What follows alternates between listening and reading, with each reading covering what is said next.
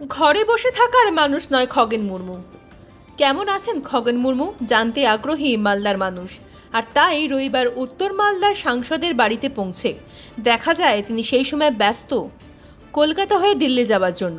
তারই মধ্যেখানে কথা বললেন আমাদের প্রতিনিধির সঙ্গে, জানালেন এখনও 2 মাস কম কথা বলতে বলেছেন চিকিৎসকরা।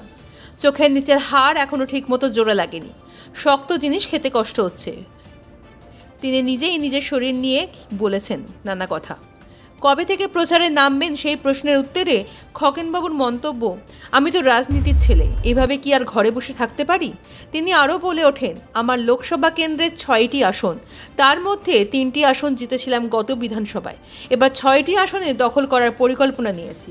তাতে আমি 6 অক্টোবর থেকে আমি 20 দিন একটানা শিলিগুড়িতে ছিলাম, সেখানে চিকিৎসাধীন ছিলাম। তারপর ওখান থেকে দিল্লি এমসে আমি চিকিৎসাধীন আছি এখন।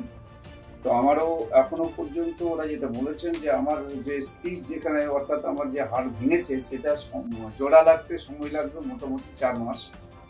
এখনো আরও 2-2.5 মাস আমার একটু যে কম কথা বলতে হবে, বেশি কথা বলা যাবে না।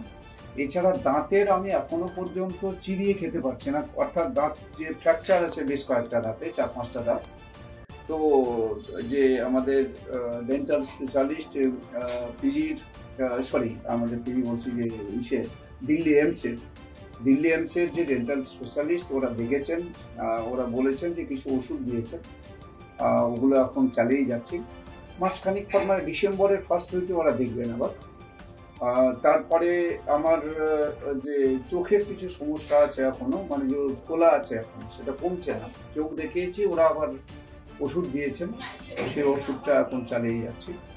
তো আমি তো রাজনীতির ময়দানে থাকা মানুষ, লড়াই করে লড়াই করে হচ্ছে যে আমার এতদিন ধরে জীবন। সুতরাং লড়াই ছাড়া তো বা রাজনীতি ছাড়া, রাজনীতির কর্মকাণ্ডের বাইরে তো থাকার কখনো ভালো লাগে না। সুতরাং আমি তো এই গত পরশু কাল এবং আজও আমি বিভিন্ন কর্মসূচিতে অংশগ্রহণ করেছি, যুক্ত থেকেছি।